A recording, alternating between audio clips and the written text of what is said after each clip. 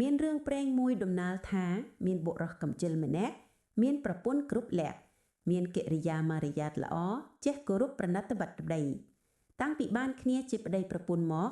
បុរសកំជិលចេះតែពីដេកដល់ឃ្លានបាយទើបក្រោកឡើងស៊ី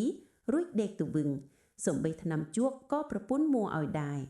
ប្រពន្ធជាមនុស្សគោរពប្រណិតប័តប្តីមិនមានពាក្យអាក្រក់ទៅលើប្តីសោះលើកបាយទឹកនិងរបស់អ្វីឲ្យប្តីសុទ្ធតែសំពះដល់ទៅយូរទៅមានសេចក្តីក្រីក្រខ្លាំងណាស់នាងនោះរកអ្វីចិញ្ចឹមពុំបានសោះឡើយ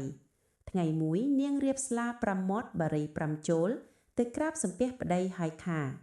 ខ្ញុំសំទោសអ្នកប្តីត្បិតយើងសពថ្ងៃក្រណាស់យើងមិនបានរកស៊ីគ្មានអ្វីទទួលទានទេខ្ញុំសូមឲ្យអ្នកទៅកាប់ឈើធ្វើនឹងកលរនាស់ធ្វើស្រែនឹងគេត្បិតដល់រដីធ្វើស្រែប្តីថាបើដូច្នោះនាងដាំបាយរៀបចំវេជាកញ្ចប់ឲ្យប្តីមកចោះប្តីនឹងទៅរកកាប់ឈើធ្វើនឹងកលរនាស់ដើម្បីទៅភ្ជួរស្រែថ្ងៃស្អែកនេះប្រពន្ធក្រោកពីយប់ដាំបាយវេជាកញ្ចប់មានទាំងដឹងមានទាំងពុថៅទៅផងបុរសកំជិលដេកទាល់តែថ្ងៃរះប្រពន្ធពុំហ៊ានដាស់ចាំឲ្យក្រោកខ្លួនឯងដល់ក្រោកហើយប្រពន្ធដងទឹកទៅលុបមុខឲ្យរួចស្រេចនាងក៏ហុចស្លាបារីនិងបាយកញ្ចប់ព្រមទាំងគ្រឿងប្រដាប់ទៅឲ្យប្តីបុរសនោះក៏ចុះពីលើផ្ទះទៅចូលក្នុងព្រៃរកឈើបានឃើញឈើមួយដើមមានមេឃសាខាមកលុបត្រជាក់ក៏ដាក់បាយសំណុំដាំងពុថៅហើយដេកគងអន្ចាស់ខ្លាមើលទៅលើនិយាយតែម្នាក់ឯងថាមេឃឈើនេះត្រូវធ្វើជាភ្នៀងនឹងកល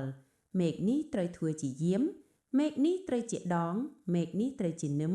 រីឯមេឃនេះត្រូវជារនាត់គ្រាន់តែដេកថាប៉ុណ្ណឹងពេលឃ្លានបាយក្រោកឡើងស្រាយបាយសំណុំស៊ីរួចដេកថាដូចមុនទៀតថ្ងៃរសៀលត្រឡប់មកផ្ទះវិញប្រពន្ធឃើញរត់ទទួលយកគ្រឿងប្រដាប់នាំប្តីឡើងទៅលើផ្ទះយកទឹកលាងជើងឲ្យប្តីហើយសួរថាប្តីទៅដល់ទីនោះបានការដូចម្ដេចខ្លះប្តីថាមិនទាន់បានទេនាងចាំស្អែកសឹមទៅទៀតដល់កន្លែងដើមឈើនោះរុក្ខទេវតាដែលអាស្រ័យនៅទីនោះឮបុរសកំជិលថាដូច្នោះក៏ភ័យខ្លាចរកកន្លែងនៅគ្មានទៅក៏គិតគ្នានឹងតាមទៅវាយសម្លាប់បុរសកំជិលនោះឲ្យស្លាប់នៅមាត់ចន្ទាផ្ទះកុំឲ្យវាមកកាប់ឈើនេះបានបុរសនោះក៏ត្រឡប់មកផ្ទះវឹងរុក្ខទេវតាតាមមកដល់មាត់របងឃើញប្រពន្ធរត់ទៅទទួលប្តីដល់មាត់ចន្ទាយកទឹកលាងជើងឲ្យប្តីដោយសេរីសួស្តីប្រពន្ធនោះទេវតាចូលមិនចុកមិនហ៊ានវាយបុរសនោះរួចពីអន្តរាយក៏ឡើងទៅលើផ្ទះប្រពន្ធសួរនិយាយដូចមុនទៀតថាមិនហើយប្តីឆ្លើយថាបានសັບគ្រប់អស់ហើយព្រឹកនេះខ្ញុំទៅកាប់បង្ហាយនាងទេវតាភ័យណាស់និយាយគ្នាថាបុរសនោះមុខជាកាប់ហើយព្រឹកនេះបន្ទាប់មកក៏នាំគ្នាមកនិយាយអង្វរថាសូមកុំកាប់ឈើនោះអីពីព្រោះពួកយើងអាស្រ័យនៅទីនោះហើយបុរសនោះថាខ្ញុំមិនព្រមទេព្រឹកនេះខ្ញុំតែកាប់ហើយទេវតាភ័យណាស់ក៏នាំគ្នានិយាយប្រាប់ពីទីកន្លែងកំណប់មាសប្រាក់ឲ្យបុរសនោះសួរថាឲ្យកំណប់មកខ្ញុំប៉ុន្មានកន្លែងទេវតាថា2កន្លែងឯណោះបុរសនោះថាខ្ញុំមិនព្រមទេបើបាន4កន្លែងទៅព្រមហើយឲ្យដាក់ឈើសម្គាល់ឲ្យផងទេវតាក៏ព្រមធ្វើតាមកុំឲ្យតែកាប់ដើមឈើនោះ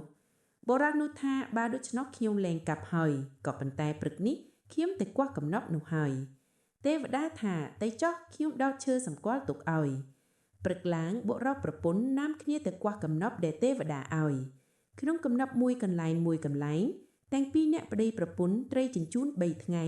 បានសឹកតែមាននឹងប្រាក់ចាក់គោពិនផ្ទះនាងនោះក៏រៀបចំដាក់ហេបដាក់ឡាំងមិនឲ្យអ្នកណាឃើញហើយក៏ជួលជាងឲ្យធ្វើគ្រឿងប្រដាប់លក់ជាចំនួនរត់តែមានឡាងមៀងឡាងបានជាសិទ្ធិមានមនុស្សកោះកបូនមកនិងពឹងពាក់ជាច្រើនរាប់មិនអស់ចាប់តាំងពីពេលនោះ